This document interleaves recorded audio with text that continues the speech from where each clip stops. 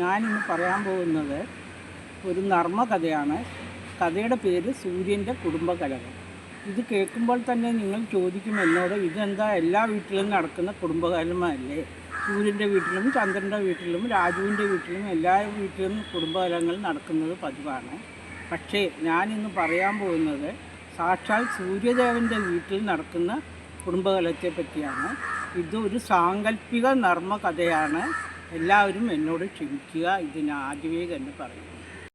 അന്നും പതിവ് പോലെ അറബിക്കടലിൽ മുങ്ങിക്കളിച്ച് അമേരിക്കയിലേക്ക് പോകുന്നതിന് മുമ്പ് ഒരു ചായ കുടിക്കാനായി സൂര്യൻ തൻ്റെ വീട്ടിലേക്ക് പോയതായിരുന്നു. സൂര്യൻ അപ്പോൾ കണ്ടത് തൻ്റെ വീട്ടിൽ നിന്ന് ഇറങ്ങിപ്പോകുന്ന ചന്ദ്രൻ്റെ ഭാര്യ ചിരിച്ചുകൊണ്ട് പോകുന്നതാണ്.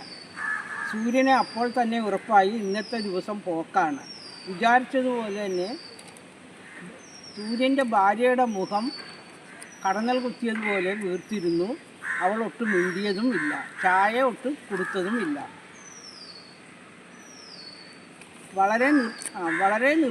വളരെ നിർബന്ധിച്ചപ്പോഴാണ് അവൾ തൻ്റെ പരാതിയുടെ ഭണ്ഡാരപ്പെട്ടി ഓരോന്നായി തുറന്നത്.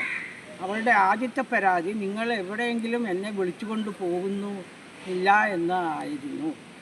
കാര്യം എന്തെന്നാൽ ചന്ദ്രനും ഭാര്യയും വെളുത്തവാവ് കഴിഞ്ഞ് 5 ദിവസം കഴിഞ്ഞ ശേഷം കറുത്തവാവ് വരുന്നത് വരെ 10-15 ദിവസത്തോളം അവർ ടൂറിലായിരുന്നു. അവർ അമേരിക്ക, സ്വിറ്റ്സർലൻഡ്, നയാഗ്ര, ഇന്ത്യയിലെ താജ്മഹൽ എല്ലാ സ്ഥലത്തും പോവുകയും ചെയ്തു. അതോടുകൂടി അവൾ അണിഞ്ഞിരുന്ന ആഭരണങ്ങളെല്ലാം പുതിയവയായിരുന്നു. ഇത് കേട്ട സൂര്യൻ ഉടനെ ചോദിച്ചു, അതിന് നിനക്കെന്താ? നീയും കഴിഞ്ഞ ആഴ്ച താലിമേളയിലും വളമേളയിലും പോയി 100 പവനോളം മേടിച്ചില്ലേ? കൂടാതെ 15 പട്ടുസാരിയും നീ എടുത്തു. അവൾ മേടിച്ചാൽ നിനക്കെന്താണ് കാര്യം? നീ അതിനേക്കാളിലും കൂടുതൽ മേടിച്ചില്ലേ? ഉടൻ തന്നെ സൂര്യൻ്റെ ഭാര്യ പറഞ്ഞു, എന്തു മേടിച്ചിട്ട് എന്ത് കാര്യം? നിങ്ങൾ എന്നെ ഒരു സ്ഥലത്ത് പോലും കൊണ്ടുപോകുന്നില്ലല്ലോ. നിങ്ങൾക്ക് 365 ദിവസവും ജോലിയാണ്.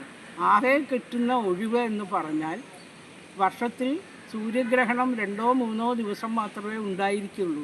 അന്നുപോലും നിങ്ങളുടെ കൈ പുറത്തിട്ടിട്ടാണ് വീട്ടിൽ നിൽക്കുന്നത്. നിങ്ങൾ മുഴുവനായി വീട്ടിലിരിക്കുന്നില്ല. എന്തെന്നാൽ നിങ്ങളുടെ കൈയെങ്കിലും കണ്ടില്ലെങ്കിൽ ലോകം മുഴുവൻ ഇരുട്ടിലാകും. ഇന്ന് ഞാൻ നിങ്ങളെ പുറത്തു വിടാൻ പോകുന്നില്ല എന്ന് പറഞ്ഞുകൊണ്ട് സൂര്യൻ്റെ ഭാര്യ അവരുടെ കിടപ്പറവാതിൽ കൊട്ടിയടച്ചു. ലോകം മുഴുവൻ ഇരുട്ടിൽ. ബാക്കി എന്താണെന്ന് അവരവർ തന്നെ സങ്കല്പിക്കുക. ഇതാണ് ഒന്നാമത്തെ ക്ലൈമാക്സ് 1. ബാക്കി അവരവരുടെ ഇഷ്ടം പോലെ തന്നെ പൂരിപ്പിച്ചു കൊള്ളുക. ലോകം മുഴുവൻ ഇരുട്ടായാൽ ലോകത്തിൻ്റെ അവസ്ഥ എന്താകും എന്ന് നിങ്ങൾ തന്നെ പൂരിപ്പിക്കുക.